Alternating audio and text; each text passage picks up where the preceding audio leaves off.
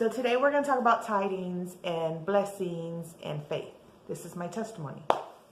So when I was little, there was an offering plate. My dad would take out money. He would put it in the offering plate. Never questioned how we figured out how much. Just figured he knew. And I knew that you did offerings because, somebody has to pay for the lights. Someone has to pay the pastor. Money goes back into the community, help those who need help. And so when you got with my stepmom, then I learned about tidings. Because every time she got a check, every time, she calculated 10%, wrote a check for it, and then paid the bills. And then spent money on whatever, took us out to eat, whatever. And I never questioned it because my dad was the main breadwinner, so, we were covered. And I'm sure there were times where, my dad's money was a little tight, and that could have gone to help my dad out. But my stepmom was faithful about it because she knew if she gave, God was going to bless back. And God blesses you regardless, but it's just another way of showing your faith.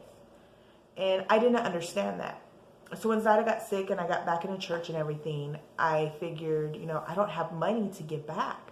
And I was active in the church. I was cooking on Wednesdays for the youth group, and my pastor said, don't worry about it. You're helping. That's your offering. Okay.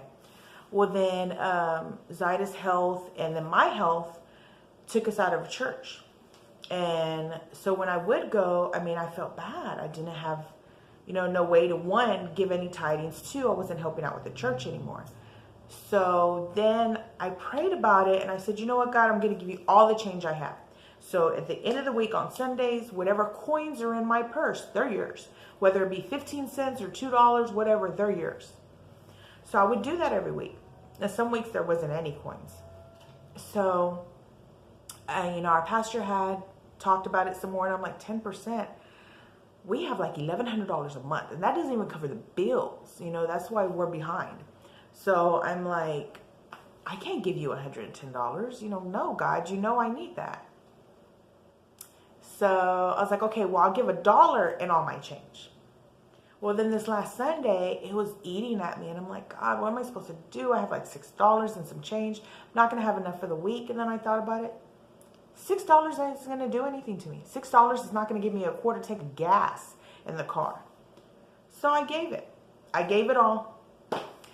Later on, I found $2. And I was like, oops, I forgot to give that. But still, I gave everything that was in my wallet at the time. And that's what I had told God. So a while back, our church had this thing for Thanksgiving where they made plates and gave them to the community. We're still helping out Harvey victims.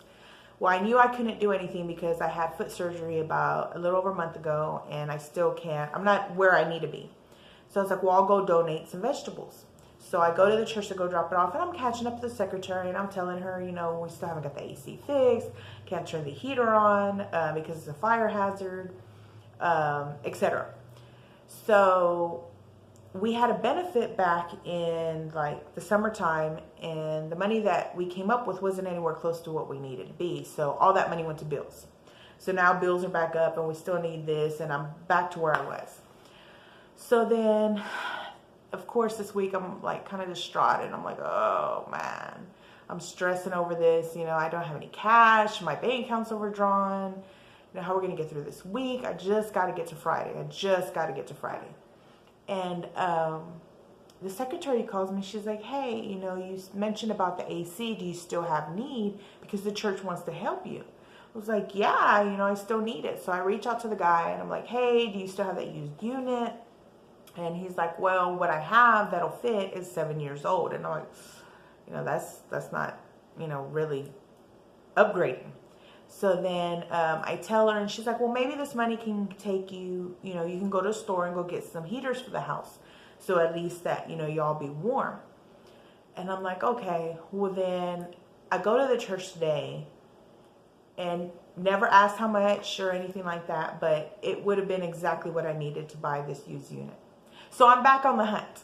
I'm back on the hunt for a unit for the house. So if anybody knows of a 510, I need everything upstairs. It's a mess. I have apparently whatever came originally with the house, I have rusted stuff, and it's just not good. But it just goes to show that I took that leap of faith. I put my faith in God, and I've always put my faith in God in Zyda's health. At first it was kind of hard, but then it's now like, okay, we're going to get through this. I don't know how, but we're going to get through this. When it comes to the bills, I don't know how we're going to get through this, but we get through it. You know, the same thing with having food for the kids, and, you know, just all of our needs are met. So why shouldn't I have faith in him, this man who has shown me day after day after day that he's here for me? Well, because I block my blessings, Margarita. And I've been told that before. I block my blessings. How is God supposed to bless me if I don't do my part, if I don't let him in? So, I'm going to work on my tithings. 10% is really tough, but I'm going to get there eventually. We're going to work on it. If you're having issues with tithing, I completely understand. If you are a member of my church, Bethel Baptist, I love you.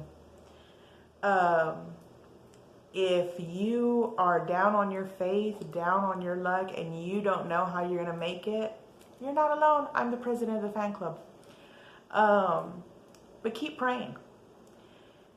It's not just about God doing his part to take care of you. It's about you doing your part. You have to let him in.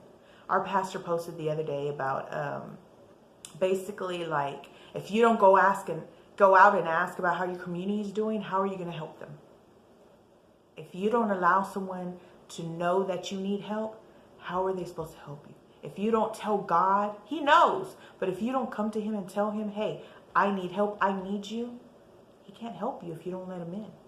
He can't go in a locked door if you don't open that door. So, if you're struggling, you're not alone. My church, I love you. If you ever want to donate to a church, Bethel Baptist, 25 Tidwell Road, Houston, Texas, 77022.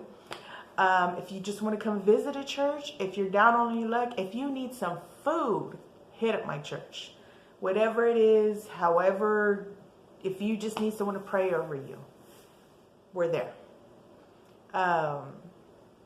But keep me in your prayers, fingers crossed, whatever, that we find an AC, and thank you.